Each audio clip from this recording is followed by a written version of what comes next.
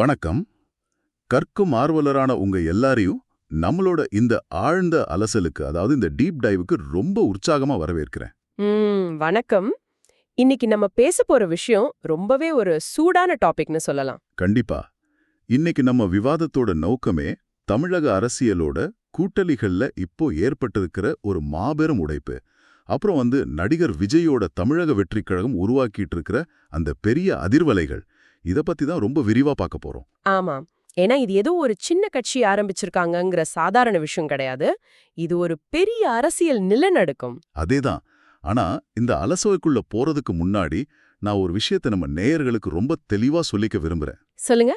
அதாவது நம்மளோட இந்த விவாதம் முழுக்க முழுக்க நமக்கு கிடைச்சிருக்கிற தரவுகள், அரசியல் கட்டுரைகள் அடிப்படையில மட்டுமே அமையப் போகுது.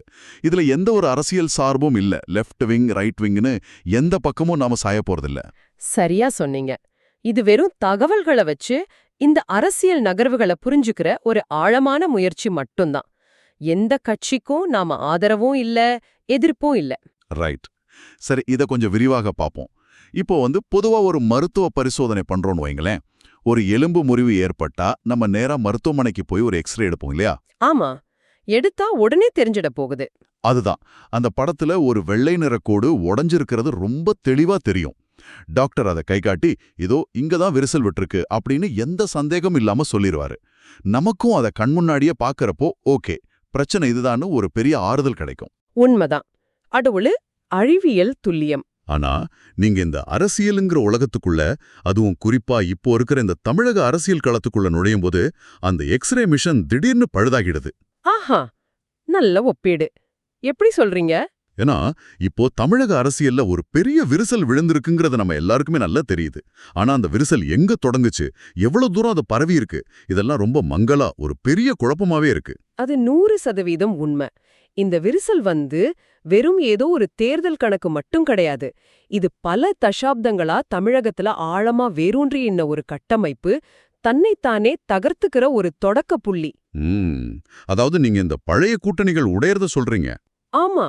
பல வருஷங்களா செங்கற்களை வச்சு ரொம்ப கவனமா கட்டப்பட்ட ஒரு பெரிய அமைப்பு இப்போ உள்ளிருந்து உடைய தொடங்கியிருக்கு. அதிகார மையம் எப்படி மாறுதுங்கிறதுக்கான முதல் அறிகுறி இதுதான். ஃபார்முலா என்னங்கறத கொஞ்சம் அலசணும், சரியா? கண்டிப்பா. இத்தனை வருஷமா இங்க ஒரு பழைய வியூகம் ரொம்ப வெற்றிகரமா வேலை செஞ்சிட்டு இருந்துச்சு.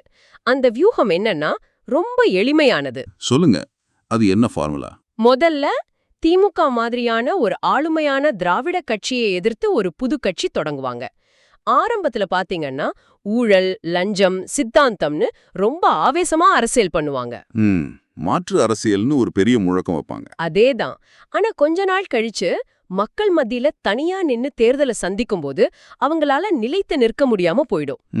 அப்போ என்ன பண்ணுவாங்க? திரும்பவும் அதே திமுக கூட்டணிக்குள்ளேயே தஞ்சம் அடைஞ்சிடுவாங்க. வாவ்! எதை எதிர்த்து அரசியல் செஞ்சாங்களோ மறுபடியும் அவங்க கிட்டேயே தங்களோட அரசியல் இருப்புக்காக சரணடைகிறது. ஆமா. இங்க கொள்கை அப்படிங்கிறது முற்றிலுமா இரண்டாம் இடத்துக்கு தள்ளப்பட்டு அதிகாரத்துக்கு பக்கத்துல இருக்கிறதே முக்கிய இலகாகிடுது. இத சர்வைவல் பாலிடிக்ஸ்னு சொல்லலாம். அதாவது அரசியல் உயிர்வாழ்வு. ரைட். இது ஒரு வரலாற்று பின்னணியில வச்சு பார்த்தா, வைகோ அவங்களோட மதிமுக, அப்புறம் கமலஹாசன் அவங்களோட மக்கள் நீதி மையம் கடந்து வந்த பாதையை நம்ம சரியா பொருத்தி பார்க்க முடியும்னு நினைக்கிறேன். கண்டிப்பா பொருத்தி பார்க்கலாம். 1990களோட தொடக்கத்துல வைகோ தனியா பிரிஞ்சு வந்தப்போ அவருக்கு கிடைச்ச மக்கள் கூட்டமும் அந்த இளைஞர்களோட எழுச்சியும் எவ்ளோ பெருசுன்னு நமக்கே தெரியும். ஆமா, அது ஒரு பெரிய அலை மாதிரி இருந்துச்சு. ஆனா தொடர்ந்து தனித்து தேர்தல்களை சந்திக்கிறதுல இருக்கிற நடைமுறை சிக்கல்கள் நிதி நெருக்கடி, அப்புறம் வாக்கு வங்கி அரசியல், இதெல்லாம் அவங்கள ஏதோ ஒரு பெரிய குடையின் கீழ் நிக்க வேண்டிய கட்டாயத்துக்கு தள்ளிருச்சு. கடைசில கூட்டணி கணக்குகளுக்குள்ள ஐக்கியமாகிட்டார். அதேதான். ஒரு கட்டத்துக்கு பிறகு அவங்க பேசி வந்த அந்த மாற்று அரசியல் கொள்கை காத்துல பறந்துருது. வாய்ப்பு இருந்தா அவங்களும் இப்ப விஜயோட அணிக்கு கூட போயிருக்கலாங்கிறது தான் இப்போதைய அரசியல் வட்டார கருத்து. இத கேக்குறப்போ எனக்கு ஒரு விஷயம் தோணுது. நான் ஒரு சின்ன உதாரணம் சொல்றேன். சொல்லுங்க. இந்த பழைய கூட்டணி முறை அப்படிங்கறது நடுக்கடல்ல ஒரு கப்பல் மூழ்கிட்டு இருக்கும்போது நம்ம எப்படியாவது தப்பிச்சா போதும்னு கிடைக்கிற ஒரு லைஃப் போட்டை பிடிச்சு தொங்குற மாதிரி இருக்கு இல்லையா? ரொம்ப அட்டகாசமான ஒப்பீடு. ஏன்னா அந்த பயணம் எங்க போகுது, அதோட திசை என்ன, மாலுமியாருங்கிறத விட உயிர் பிழைப்பதே இங்க அரசியல் ஆகிடுச்சு. நீங்க சரியா சொன்னீங்க. இங்க கவனிக்க வேண்டிய முக்கியமான விஷயம் என்னவென்றால், அந்த லைஃப் போட்டு அவங்கள காப்பாத்துறதோட மட்டும் நிக்கிறதில்ல, அவங்களோட ஒட்டுமொத்த அரசியல் மரபணுவையே மாத்திருது. அது அவங்க அந்த பெரிய கட்சியோட கட்டமைப்புக்கு அடிமையாயிடுறாங்கன்னு சொல்றீங்களா? ஆமா. தமிழ்நாட்டுல பல கூட்டணிகள் கொள்கைக்கா உருவாகவே இல்ல. அது முழுக்க முழுக்க தங்களோட அரசியல் இருப்ப தக்க வச்சுக்கா, அதாவது உயிர் பிழைக்கிறதுக்காக மட்டுமே உருவானவேங்கிற ஒரு கசப்பான உண்மை இங்கதான் இருக்கு. சரி, அப்போ இந்த கூட்டணி கட்சிகள் எல்லாம் உயிர் வாழறதுக்காக ஒரு புதிய இடத்த, அதாவது விஜயோட கட்சியை நோக்கி தேடி போறாங்கன்னு வச்சுப்போம். ம். அப்ப அவங்க விட்டுட்டு போற அந்த பழைய இடம், அதாவது திமுகவோட நிலைமை என்ன? இது ஒரு இயல்பான கேள்வி இல்லையா? ரொம்ப முக்கியமான கேள்வி. இந்த மாற்றத்தை, அதாவது கூட்டணி கட்சிகள் வெளியேறத திமுகவோட வீழ்ச்சி அல்லது தோல்வின்னு மட்டும் நம்ம சுருக்கிட முடியாது. எப்படி சொல்றீங்க? அவங்க கூட்டணியில இருந்து பெரிய கட்சிகள் போனா அது வீழ்ச்சி தானே? இல்ல. அரசியல் தரவுகள் ஒரு புது கோணத்தை முன்வைக்குது.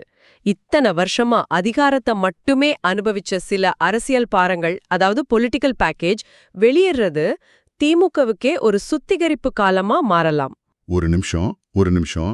இதை எப்படி ஒரு கட்சி தமக்கு சாதகமான சுத்திகரிப்பு அப்படின்னு எடுத்துக்க முடியும்? அது ஏன்னு நான் விளக்குறேன். இல்ல, எனக்கு ஒரு சந்தேகம். இப்போ நம்ம நேயர்கள் மாதிரி வெளியில இருந்து பார்க்கிற ஒரு சாதாரண வாக்காளருக்கு என்ன தோணும்? இது ஒரு கப்பல்ல இருந்து எலிகள் எல்லாம் தப்பிச்சு வெளியேற மாதிரி ஒரு தோற்றத்தை மக்கள் மத்தியில தராதா? கண்டிப்பா. நீங்க சொல்றது நியாயமான கேள்விதான். குறுகிய கால அடிப்படையில வெறும் எண்களை மட்டும் வச்சு பார்த்தா இது ஒரு பெரிய பலவீனமா தான் வெளியில தெரியும். ஆமா, ஓட்டுகள் சிதறுமே. ஆனா நான் சொல்றது நீண்ட கால அடிப்படையில. கடந்த 20 வருஷமா திமுக மாதிரியான பெரிய கட்சிகள் தங்களோட வாக்கு வங்கிக்கான அடித்தட்டு உழைப்ப கூட்டணி கட்சிகள் கிட்ட குத்தகைக்கு விட்டுட்டாங்க. ஓ, அதாவது குறிப்பிட்ட சமூக வாக்குகள் அல்லது வட்டார வாக்குகளுக்காக அவங்கள சார்ந்திருக்க வேண்டிய கட்டாயம் வந்துருச்சுன்னு சொல்றீங்க. அதேதான். சின்ன சின்ன கட்சிகள் கேக்குற தொகுதிகளை கொடுக்க வேண்டி இருந்துச்சு, அவங்க கேக்குற சலுகைகளை செய்ய வேண்டி இருந்துச்சு. இது கட்சியோட மைய கொள்கையவே கொஞ்சம் தளர்த்துருச்சு. இப்போ புரியுது. இப்போ எதிர்காலத்துல உதயநிதி ஸ்டாலின் தலைமையில அமையவிருக்கும் திமுக அரசியலுக்கு இது ஒரு கடுமையான ஆனா தேவையான பாடமா அமையும். சந்தர்ப்பவாதிகளை சுமக்காம இருக்கிறது கட்சியோட அடித்தளத்தை எப்படி வலுப்படுத்தும்னு தரவுகள் சொல்லுது. ஓஹோ, யார் கொள்கைக்காக கூட நிக்கறாங்க, யார் அதிகாரத்துக்காக ஒட்டிக்கிட்டு இருக்காங்கன்னு பிரிச்சு பார்க்க இது ஒரு வாய்ப்பா அமையும்னு சொல்றீங்க. கரெக்ட். இது மூலமா திமுக மறுபடியும் தன் சொந்த தொண்டர்களை நம்பி புதிய உத்திகளை வகுக்க வேண்டிய கட்டாயத்துக்கு தள்ளப்படும். சரி, அப்போ அரசியல் கட்சிகளோட கணக்குகள் ஒரு புறம் இருக்கட்டும், நம்ம கொஞ்சம் மக்கள் பக்கம் வருவோம். வருமோ? மக்கள் ஏன் இப்போ திடீர்னு விஜய நோக்கி இவ்ளோ தீவிரமா திரும்புறாங்க? அதுக்கு முக்கியமான காரணம் பொதுமக்களோட ஆழமான ஏமாற்றம்தான். அதாவது நம்ம நேயர்களை கூட யோசிச்சு பார்க்கலாம். நாம தினமும் கடந்து போற குண்டும் குழியுமான சாலைகள், குடிநீர் பிரச்சனை, கல்வியில நம்பிக்கையின்மை, மருத்துவத்துல இருக்கிற குறைகள், இதெல்லாம் தானே காரணமா இருக்க முடியும்? ஆமா. நீங்க சொன்ன அத்தியாவசிய சேவைகள்ல இருக்கிற இந்த குறைகளை தற்போதைய அரசியல் அமைப்பு சரியா உணரவே இல்லைங்கிற கோபம் மக்கள்கிட்ட இருக்கு. ஆனா இதெல்லாம் ரொம்ப வருஷமாவே இருக்கிற பிரச்சனைகள் தானே. இப்ப மட்டும் ஏன் இவ்ளோ பெரிய வெடிப்பு?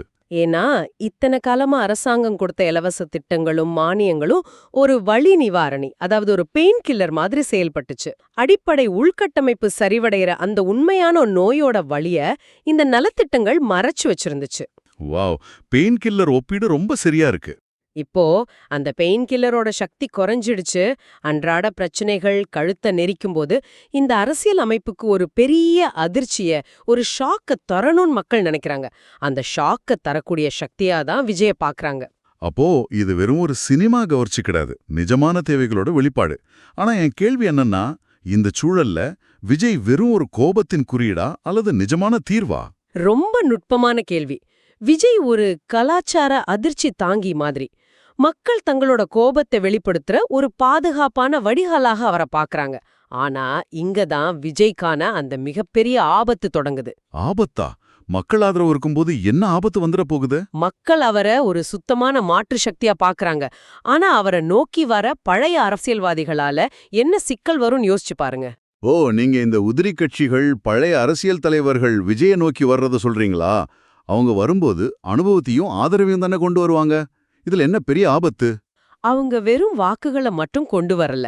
அவங்க தங்களோட சேர்த்து அந்த பழைய அதிகார போட்டி, உள்ளூர் கட்ட பஞ்சாயத்து பழக்கங்கள், ஜாதி அடிப்படையிலான வலைப்பின்னல்கள், அப்புறம் துரோகம், இப்படி பழைய அரசியல் பழக்க வழக்கங்களையும் சேர்த்தே விஜயின் கட்சிக்குள்ள கொண்டு வராங்க.